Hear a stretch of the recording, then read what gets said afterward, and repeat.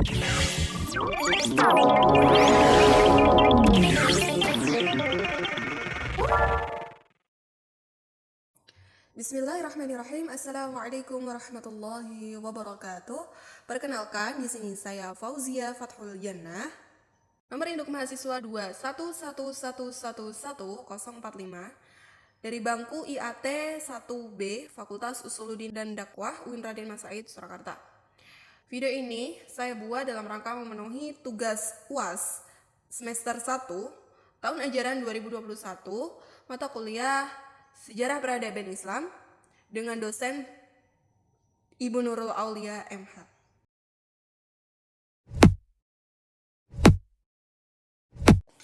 Soal yang pertama, bagaimana kronologi munculnya gerakan bawah tanah Bani Abbasiyah untuk pertama kalinya? Sebutkan tokoh dan bagaimana sistem kerjanya. Dinasti Abbasiyah didirikan oleh seseorang yang bernama Abu Abbas As-Saffah. Mengapa As-Saffah? As-Saffah ini berarti seorang penumpah darah. Dia diberi gelar ini karena dia memiliki kemauan dan kemampuan yang keras yang tidak segan-segan untuk memerangi musuhnya guna mewujudkan keinginannya. Lalu bagaimanakah langkah-langkah Bani Abbas untuk mendirikan daulah Bani Abbasiyah? Langkah-langkah yang pertama yaitu membentuk gerakan bawah tanah dengan melakukan propaganda. Apa itu propaganda? Propaganda itu menyusun kekuatan secara diam-diam seperti itu. Lalu siapa tokohnya? Tokohnya itu ada 3 sebenarnya. Yang pertama Muhammad Al-Abbas, Ibrahim Al-Imam, dan ada Abu Muslim Al-Khurasani. Nah, dari ketiga tokoh ini, Abu Muslim Al-Khurasani lah yang merupakan propagandis yang paling sukses, yang paling terkenal. Mereka berpedoman bahwa menggulingkan kekuasaan pemerintah dinasti Umayyah itu merupakan perintah agama. Di samping itu, untuk meraih simpati umat dan dukungan kaum Syiah, mereka tidak mengusung nama Bani Abbas, tetapi mereka itu mengusung nama Bani Hashim. Mengapa Bani Hashim? Karena mereka mengatakan bahwa jabatan khalifah merupakan hak keluarga Nabi Muhammad SAW. Gerakan mereka didukung oleh kaum Syiah, Khawarij, dan Mawali di kota Khurasan yang sebelumnya selalu ditindas oleh dinasti Umayyah.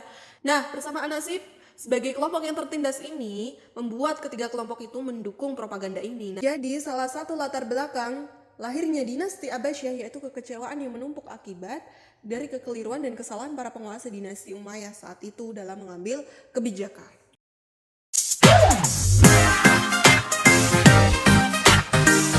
Yang kedua, kapan dinasti Abbasiyah mengalami keruntuhan dan apa korelasinya dengan kehadiran bangsa Mongol? Dinasti Abbasiyah mulai mengalami keruntuhan pada periode kedua dalam kepemimpinan. Dan puncak runtuhnya yaitu kira-kira pada tahun 656 Hijriah atau 1258 Masehi pada akhir kekhalifahan Al-Mu'tasim billah. Lalu apa korelasinya dengan bangsa Mongol? Jadi, pada tahun 1255 Hulagu Khan itu dikirim oleh saudaranya Mongke the Great Khan pada tahun 1258 untuk menaklukkan wilayah yang dikuasai kaum muslimin di Timur Tengah. Hulagu Khan merencanakan akan menaklukkan wilayah muslim Lurs di daerah Iran yang kemudian menumpas sekte Asasin dan menaklukkan Khalifah Abbasiyah di Baghdad, menaklukkan Khalifah Al-Ayyubi di Syria, dan terakhir menundukkan Khalifah Mamluk yang berada di Mesir. Ada beberapa faktor yang sangat mempengaruhi mengapa Hulagu Khan itu berkeinginan sekali untuk menaklukkan wilayah muslim. Apa alasannya? Alasannya yaitu ibu Hulagu Khan, istri dari sahabat dekatnya Kitbuqa, termasuk Kristen yang fanatik, yang memendam kebencian mendalam terhadap orang-orang Islam. Juga para penasehatnya banyak yang berasal dari Persia yang memang berharap dapat membalas dendam atas kekalahan mereka 1 abad sebelumnya ketika di Persia ditaklukkan oleh pasukan muslim pada masa kekhalifahan Umar bin Khattab radhiyallahu anhu.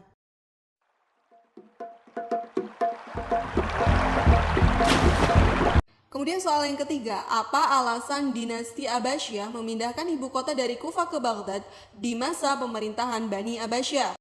Setelah Daulah Umayyah digulingkan dalam revolusi Abbasiyah pada tahun 750 Masehi, Bani Abbasiyah resmi berkuasa. Perubahan pertama yang dilakukan dinasti Abbasiyah adalah memindahkan ibu kota pemerintahan dari Damaskus ke Baghdad. Baghdad sekarang terletak di Irak pada tahun 762 Masehi. Alasan pemindahan yang dilakukan di bawah kuasa Al-Mansur, Khalifah Al-Mansur adalah karena kedekatan lokasi Baghdad dengan Iran yang merupakan basis kekuatan Abbasiyah.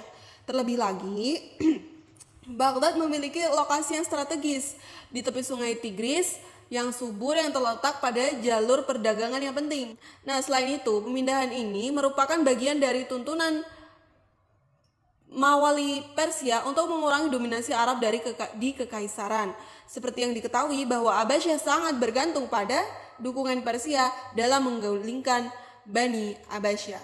Pada periode ini, sebuah posisi baru yaitu wazir atau menteri juga dibentuk untuk mendelegasikan otoritas pusat dan otoritas yang lebih besar lagi kepada amir lokal, kepada pemimpin lokal. Oleh karena itu, periode pertama pemerintahan Daulah Abbasiyah disebut juga dengan masa pengaruh Persia pertama yang berlangsung pada tahun 750 hingga 847 Masehi.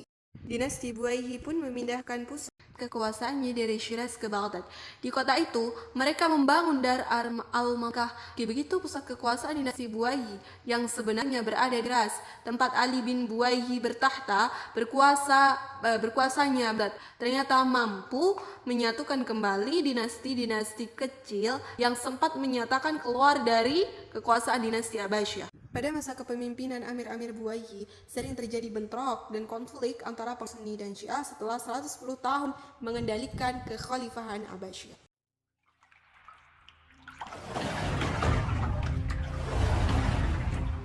Yang keempat, apa yang membedakan kekhalifahan Bani Umayyah dengan khalifah Bani Abbasiyah?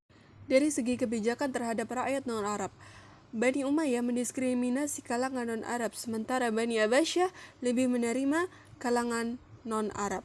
Kemudian perbedaan kebijakan ekspansi, Bani Umayyah lebih mementingkan perluasan wilayah, sementara Bani Abbasiyah lebih mementingkan perkembangan ilmu pengetahuan dan konsolidasi wilayah.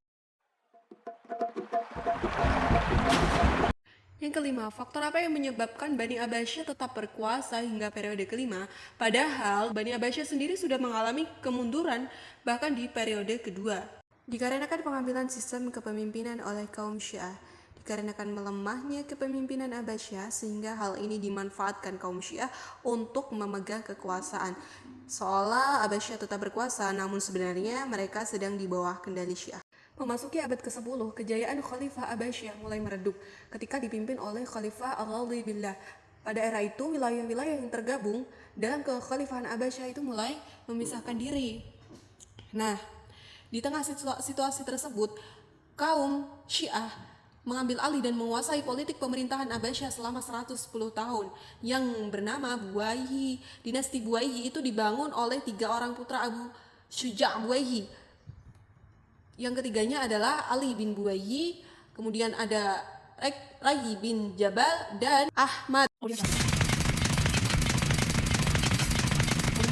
Yang keenam, pada saat pemerintahan Al-Abbas menabut Umayyah, ada kongsi antara Al-Abbas dan Syiah. Lalu pertanyaannya adalah apakah keturunan Syiah ada yang menjadi raja, dan tindakan apa yang dilakukan kelompok Syiah setelah Abbasiyah berkuasa?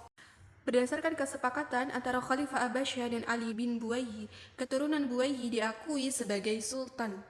Meskipun mereka tidak menerima gelar Amir al-Umara, tidak menerima gelar Mu'izz ad-Daulah, namun mereka diakui dan nama mereka disebutkan dalam khutbah-khutbah Jumat, dan nama mereka pula juga diukir dalam mata logam.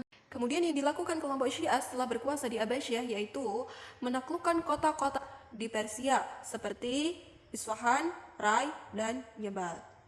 Kemudian mereka juga melakukan ekspansi militer, penguatan ekspansi militer seperti itu.